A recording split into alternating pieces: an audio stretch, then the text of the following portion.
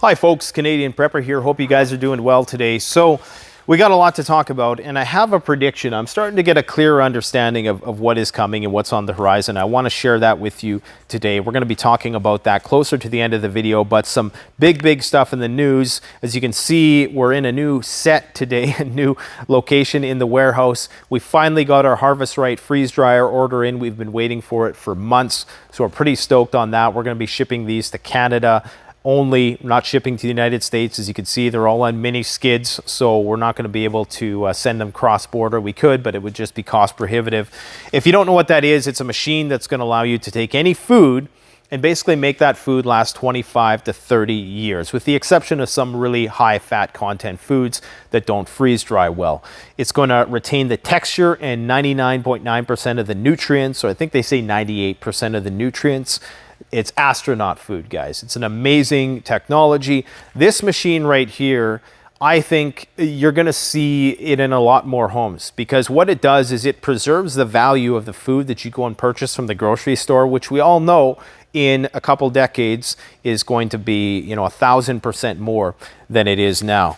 So especially after this theory that I'm going to throw at you today. Okay, so we will start shipping those soon. We don't have them on the website yet, but I thought we'd switch it up. And I'm excited about getting Harvest Right. The Salt Lake City company who makes this stuff, they're preppers. So they knew what was coming with the supply chip shortage and all the rest, or the supply chain chip shortage, I should say. So they were ahead of the curve, and they made sure they ordered enough chips to put in their machines. These are the newer ones, slightly different from the one that I've showed off on the channel many times before, but I'll give you a demonstration soon. But there's still a shortage of these. I think I got the last batch, which is going to be available for a while, so it is what it is. If you want one, stay tuned. They should be online in the next week or so. All right, let's just get right to this. Now, I often get accused, guys, on the channel of being some sort of pro-Russian guy or something like that, and nothing could be further from the truth. Listen, what you need to understand is that there's not just good and evil. People are not just good and evil. Everybody has a little bit of good and evil in them. Some people have slightly more and it tips the scales, and those are the people that tend to stand out. I'm strictly an objectivist. I try to view the battlefield as objectively as possible. From my perspective, that's the best way to get information about what is truly going on, so I can move effectively in the space. I'm not one of these people who turns on the TV. Who am I supposed to be mad at today, TV? Who should I be outraged at today? Which a lot of people, who are really pro the Ukrainian thing, they haven't really delved into the history. They've given no attention whatsoever to the Russian side of the story. They've just written it off as being, like I say, the face of pure evil.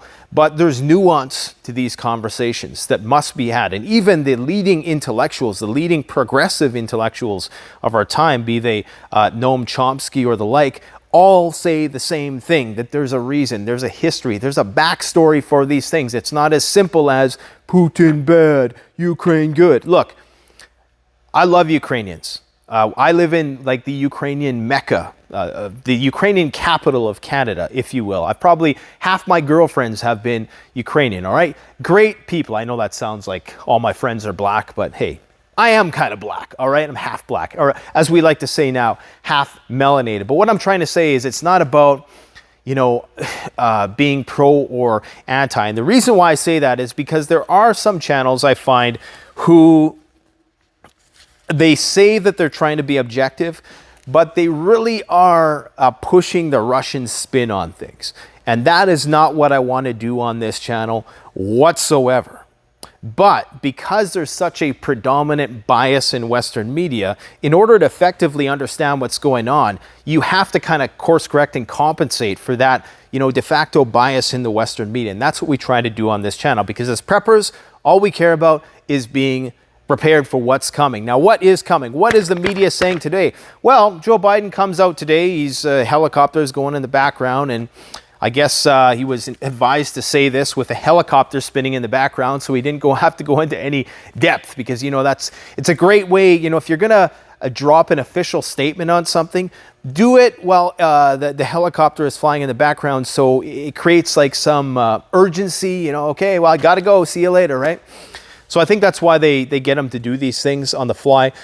Look, guys, we know that pretty much everything that Joe has said, they later backpedal on, turns out to be true in the end. So we know that they're likely going to be sending these multiple long-range rocket systems to Ukraine. Are they going to be sending the ammunition that is going to allow those to fire long distances is the question.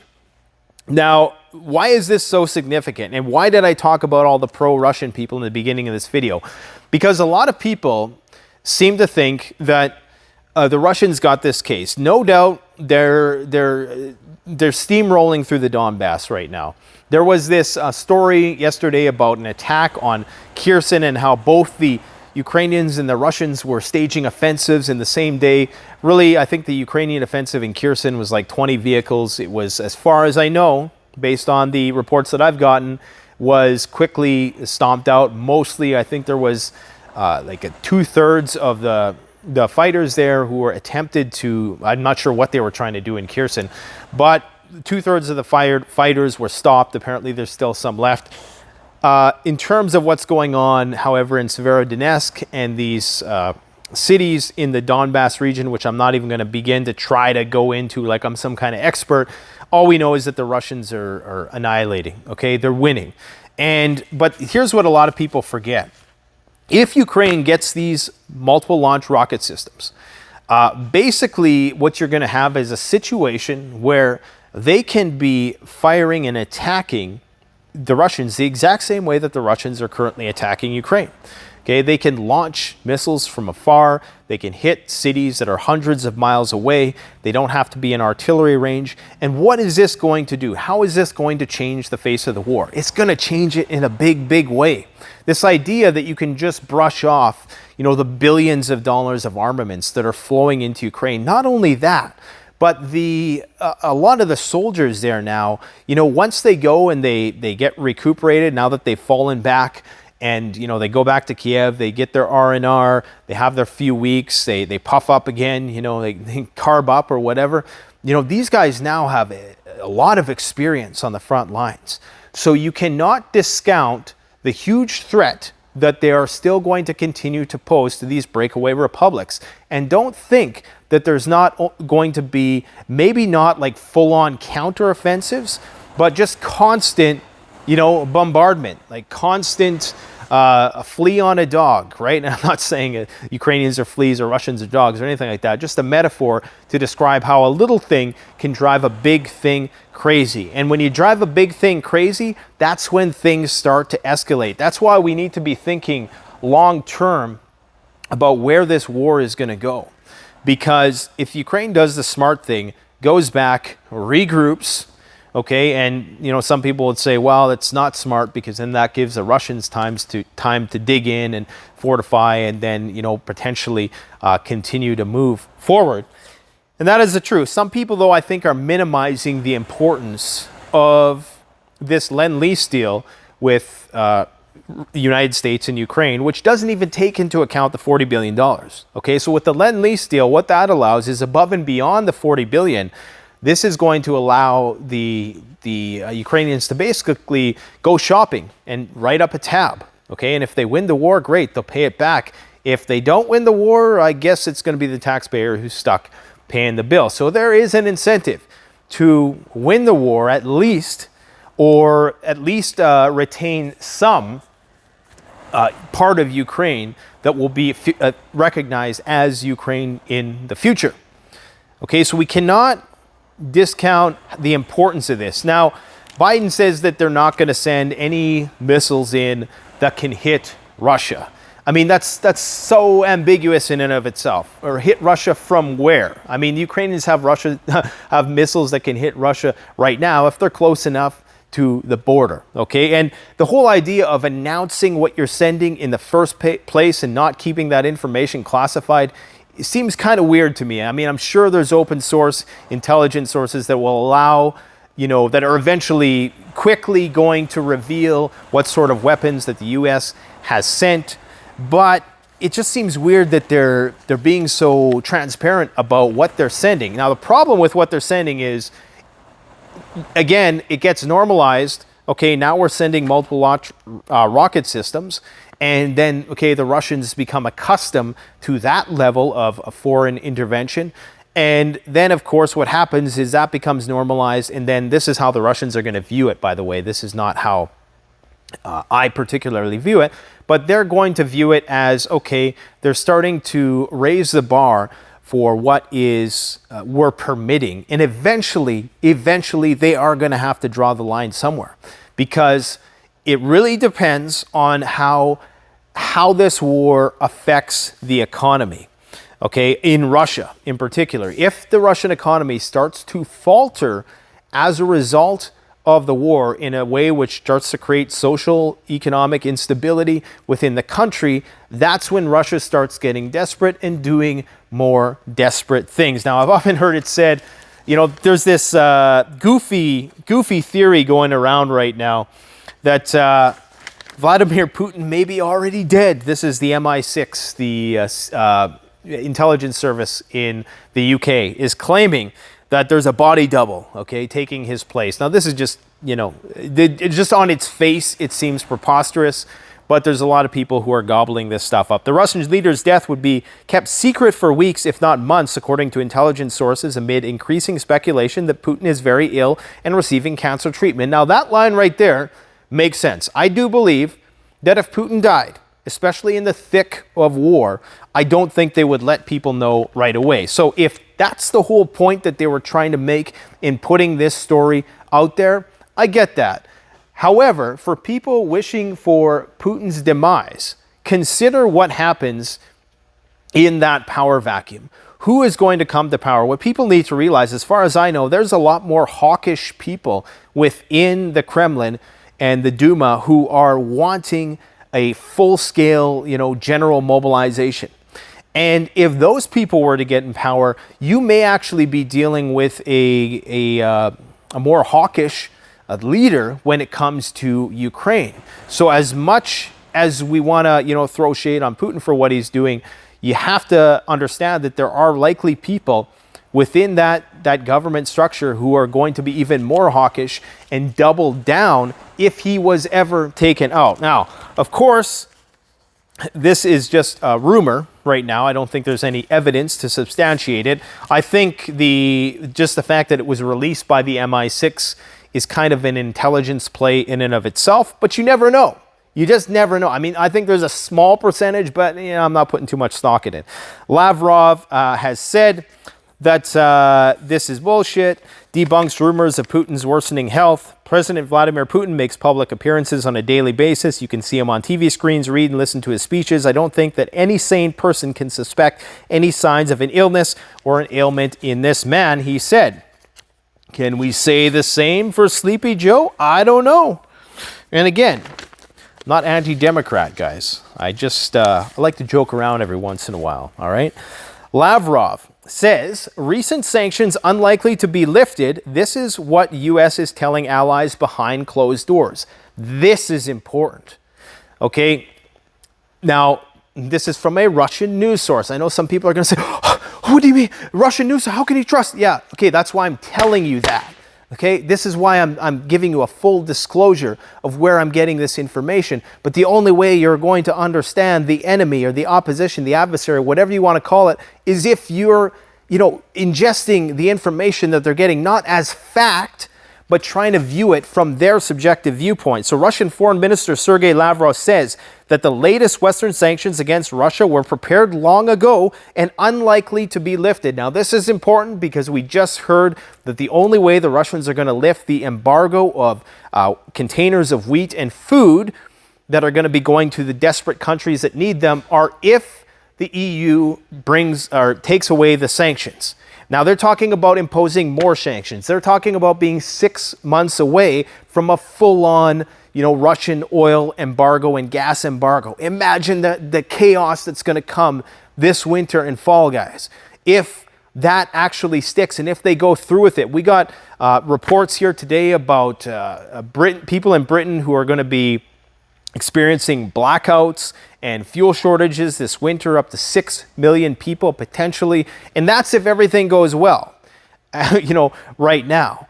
They are not going to be able to meet their energy needs if this war escalates and if that grain can't get through, which, Lavrov just said that they believe that behind closed doors, and let's face it, whether you want to, I know some of you guys think that the Russians are just incompetent buffoons because you just sit there and ingest the legacy media all day, but they clearly know more than me, you, or anybody else who watches this channel about, the other intelligence agencies. Just like the CIA knows a lot more. They know more about what's actually going on. So they're saying that, look, these things were so well crafted that clearly they were drafted or written up or that they were made long time ago.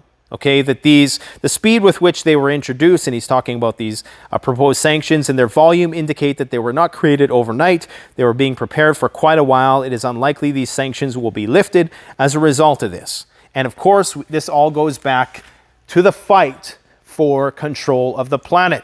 Okay, we are in a war between Russia, China, and the United States, essentially. Virtually those three superpowers, with Europe and all the other countries, the second-tier countries, if you will, acting as proxies for this war. That's where we're at right now. That's why this is so significant. That's why they're sending $40 billion to Ukraine. $40 billion, guys.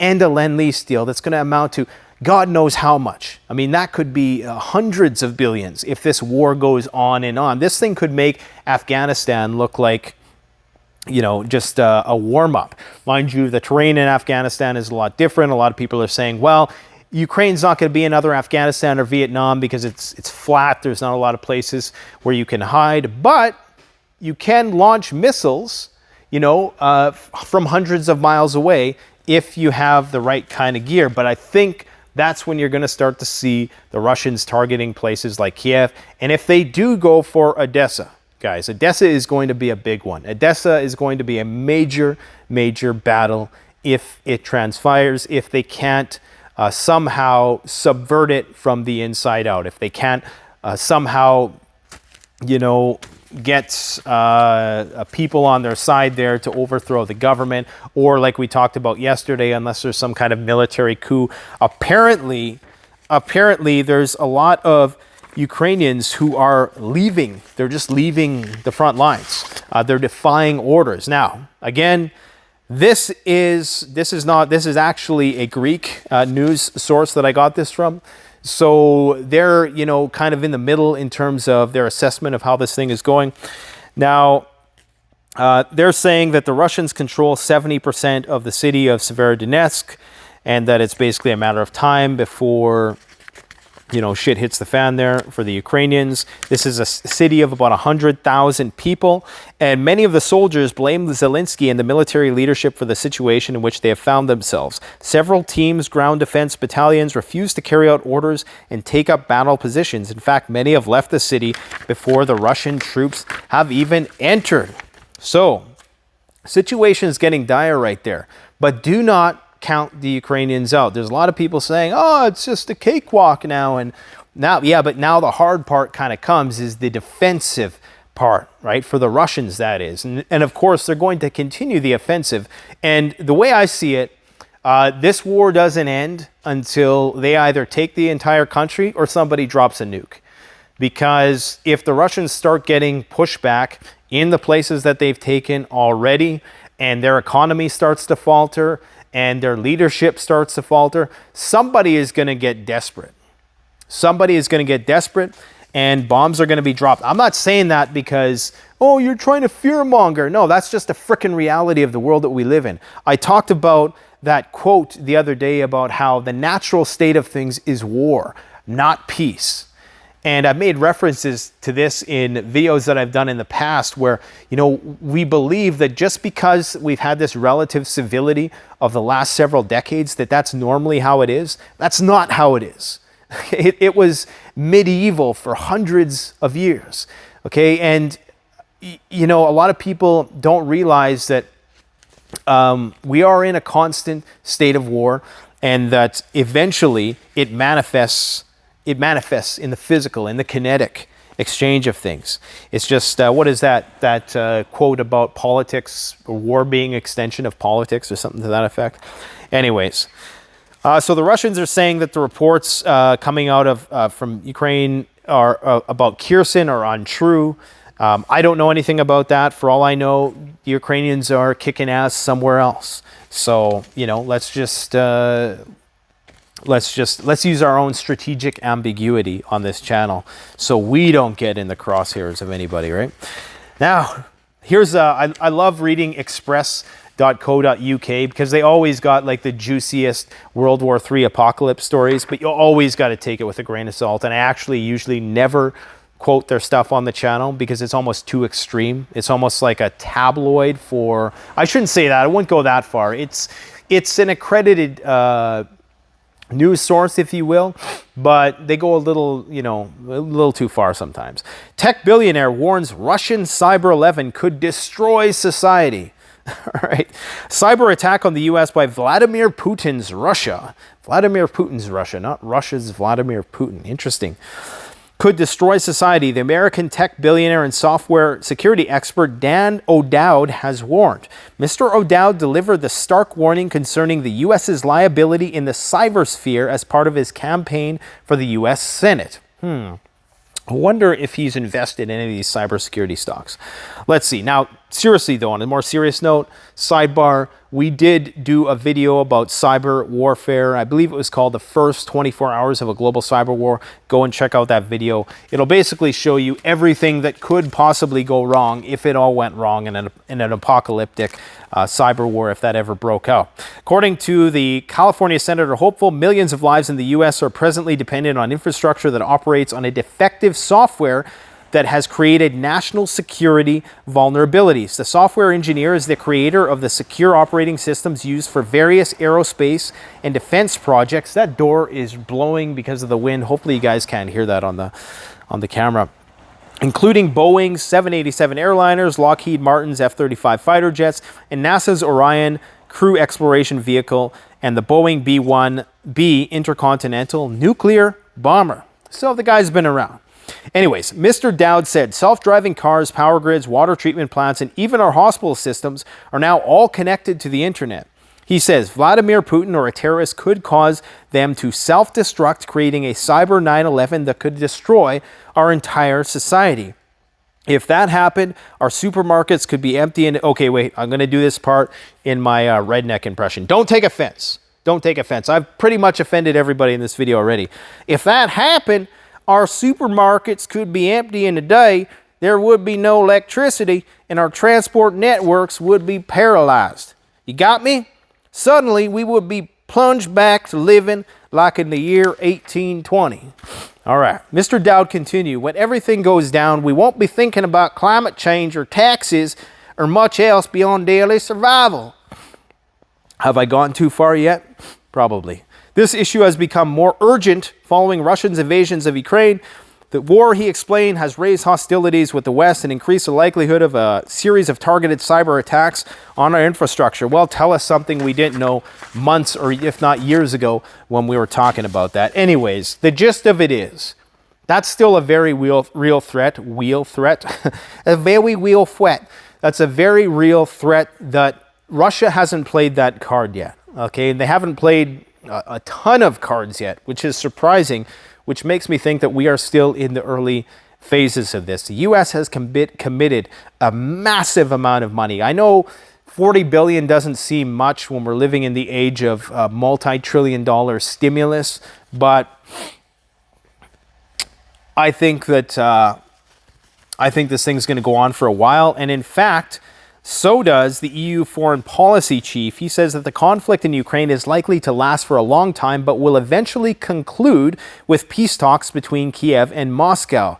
Well, how is that going to happen when you're drafting up these sanctions, when the Russians are saying we're not going to retreat, when Zelensky is insisting on taking back all of the territory, unless that's just, him talking to keep people motivated to fight, whatever the case might be.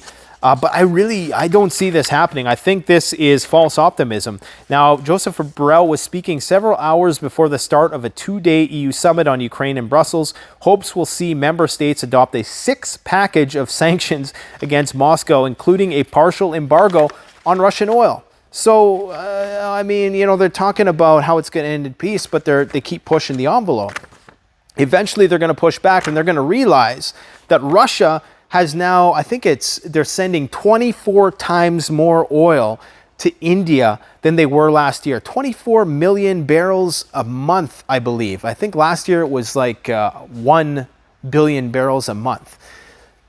These guys got options, and this is what people need to realize. The Russians are not beholden and at the behest, or they're not dependent on us to buy their stuff. There's plenty of desperate countries around the world with populations that are skyrocketing, okay, whose energy needs are skyrocketing. I mean, just some of these North African countries, India, of course, is one of them, Pakistan, you know, any of the Southeast Asian countries that are exploding in population. I mean, these countries need energy. Russia's there, they have energy, they have food, and pretty soon, if they work something out with China, they're going to have the monetary means to deliver these independently of the rest of the world. So I don't buy this for a minute. I think we're in a new age of perpetual conflict. I think this is 1984 playing out with Oceania versus Eurasia and whatever the one that we're a part of was supposed to be in that book. But it's also, at the same time, you have the Aldous Huxleyan Brave New World aspect of we're all being distracted to death, being way overstimulated, too many choices, too much variety. One half of the world is controlled at the end of a gun, and the other half of the world is controlled at the end of a screen, just like we're seeing now. Anyways, Europol concerned about the fate of Western armaments in Ukraine. The EU's law enforcement chief told German media that the weapons could end up in the hands of criminals someday. We're not even going to touch on that because we're running out of time, but it's all you need to know is that even after the shit hit the fan done concludes, there's going to be a hell of a lot more SHTF when those weapons, you know, start to circulate around the globe. That's never happened before, right? That we've just basically relinquished control of billions of dollars of equipment. Oh yeah, except for Afghanistan. That's right. Forgot about that. Britain's warned of winter blackouts. Electricity across the UK could be rationed as the energy crisis deepens, but we don't need Russian oil and gas, you know, especially on the heels of this inflation. Like, what are these people thinking? This must be serious. This must be really serious for the global, I hate saying the word global elite because, you know, all of the tinfoil comes out of the woodwork, right? But the global elite must really think this Ukraine thing is serious. They must know something we don't. They must feel this is existential for them between China and Russia as rising superpowers. Russia being the resource superpower, China being the population manufacturing hub superpower. I mean, it must be that important if they're willing to put their population in the dark and potentially lead to civil unrest within their own societies, the overthrow of their own governments. I mean, it must be important if they're not considering the consequences of all of the social breakdown that's going to happen as a result of not just the rising cost of food, but the lack of food in the affected developing countries who aren't going to get their grain. And guess where they're going to be coming? They're going to be going to Britain to, I guess, make fires in the street to stay warm in the wintertime. Poland has decided to halt free fuel supplies to Ukraine. Warsaw has stopped free fuel to Ukraine. The Polish Minister of Climate and Environment said in an interview on Monday. You got to remember, Poland's taking a big hit right now. They got, 3 million refugees that they're looking after. I'm sure some of the refugees might be working or doing something, but definitely not most of them.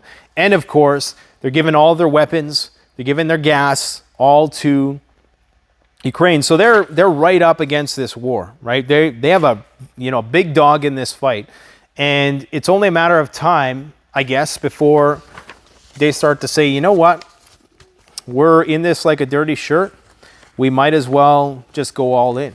And apparently, I'm hearing some unsubstantiated reports that Polish battalions are already there. There was this story circulating, but I haven't seen any actual evidence of that, or there was talk about how they were going to somehow find a way to get into the conflict without getting into the conflict, but we'll save that for another day. Taiwan claims that 30 Chinese warplanes entered its defense zone. It was the largest incursion since January. According to Taiwan's defense ministry, 22 of these planes were fighter jets, with the rest made up of electronic warfare, early warning, and anti-submarine aircraft. As well as sending its combat jets to the area, Taipei responded and said it also activated its missile defenses, which monitored the aircraft. Now, why does China do this, you might ask? Well, Taipei describes such actions as nothing short of gray zone warfare, apparently aimed to both wear out the island's military as well as test its defenses. Now, I'm actually of the belief now, after listening to the guys over at Open Source Intel guys, what are they called again? I can't remember the name, but it's a channel I watch quite often. And they talk about how, the most likely scenario for Taiwan, China, is potentially some kind of naval blockade, a war of attrition, if you will, in that they're going to basically cut the island off. And then what might happen is some sort of engagement between the US and China, which may thereafter escalate. So just thinking about it now, I'm not entirely sold on that idea yet, because that would not come out its share of that would not come without its share of kinetic risks, of kinetic escalation, because of course the US will have its naval fleets around, and they'll perhaps try to create some corridor, and then China says, hey, you're not doing that, and then the missiles start flying, right? Now, if the Russia thing is still going on, while that's going on, it's World War III. There's no ifs, ands, or buts about it. Been talking too damn long. I'm not used to doing 31 minutes. U.S. and Chinese military heads set for major meeting. I think this is going to be a defining moment. I think this is going to be the moment where, we know if the situation in Taiwan is actually going to progress into something. But it could just be, it could just be optics. It could just be for both countries to say, see, we tried. U.S. Secretary of Defense Lloyd Austin and Chinese Defense Minister Wei Feng could hold their first face-to-face meeting next month. Well, let's see what happens between now and next month. And they're going to, of course, discuss the recognition by the Chinese of Taiwan as part of their territory and all the rest. Again, I think we should not just, glaze over this whole Biden committing to sending these long-range missile systems to Ukraine and just say, oh, it's over now. Biden said we're not sending them. I don't believe that for a second. I think that there is likely going to be armaments sent that have increasing range and capability, and as such, the war is going to escalate. Because I guess it's going to get to the point where, especially if the Ukrainians are not defending anymore, they're going to need more offensive weapons. And the only way they're going to have a chance in hell of pulling that off is if they have some of these bigger guns to compete with the Russians, right? So eventually the case will be made. And the more stuff that comes out about war crimes and things of that nature, the more the populace, many of them unfortunately quite mindless and easily swayed by public opinion or legacy media's opinion, are going to be advocating to throw more money at the fire. But you know what? I woke up today, I looked at my portfolio on MarketWatch, and because I'm diversified, guys, you got to be diversified. And I said, hey, holy cow, the market's up. It was up on Friday too. It's up again. Maybe we've turned a corner. Then I realized markets were closed. It was Memorial Day, so it was just a duplicate. So we'll see what happens tomorrow. Apparently, Biden is going to be giving back $10,000 in student loans. That's a stimulus of sorts.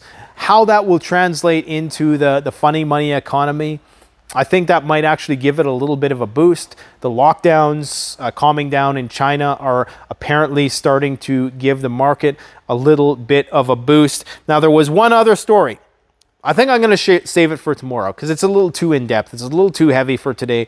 I've rambled on long enough, but it's big, okay? It's a theory that one of my subscribers has about what is actually going on. It's stuff we've kind of talked about before, but they state it in a way which I've never really thought of before. Or maybe I have, and I think about so many things that I forgot about.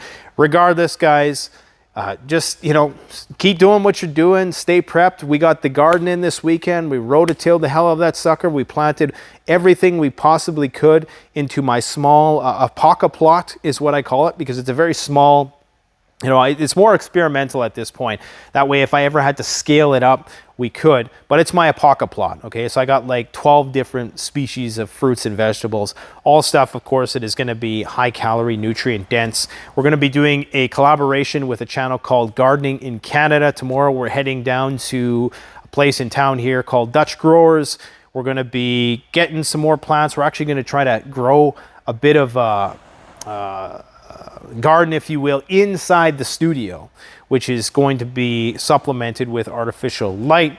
So she's going to help us do that. She's going to give us some tips and tricks. Very important stuff. Like, look, as I've said before, it's all fine and dandy to consume this kind of infotainment, if you will. But if you're not matching it with 2 to 3x the amount of training, whether that's a physical fitness, skill building, just educating yourself about how to have those self-reliant skills, whether it's canning, hunting, just learning how to build stuff around the homestead, learning how to fix things, learning how to generate your own electricity, preserve food, fetch water, purify that water.